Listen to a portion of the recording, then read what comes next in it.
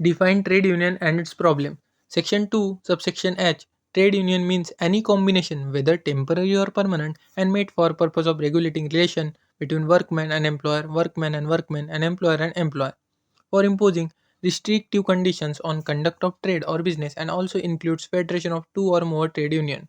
But it doesn't include partnership firm, agreement between employer and employees, agreement in consideration of sales of goodwill of business or instruction in profession. तो ये definition है जो दी गई है इसके अंदर trade union act के अंदर ट्रेड यूनियन के बारे में।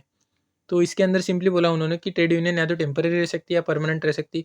वो इसका पर्पज़ ये रहता है कि रेगुलेट करना रिलेशन वर्कमैन एंड एम्प्लॉयर के बीच का, वर्कमैन एंड वर्कमैन के बीच का, एंड एम्प्लॉयर के बीच का, ताकि वो इम्पोज कर सके कुछ रिस्ट्रिक्टिव कंडीशंस जिनसे उनका कंडक्ट बिहेवियर जो है ट्रेड से लेके या बिजनेस से लेके वो इन्फ्लुएंस किया जा सके। और इसके अंदर फेडरेशन भी आते, दो और उससे ज़्यादा ट्रेड यूनियन अगर जॉइन होते बनते हैं वो उसको फेडरेशन बोला इन्होंने।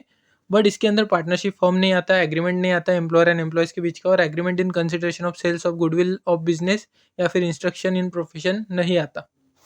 तो ऑब्जेक्ट क्या है? Protecting right and interest of labours, making social cultural and economic progress of workers, उसके बाद making coordination between employer and employees, then claiming for implementation of an international labour welfare policies. तो ये object हो गए।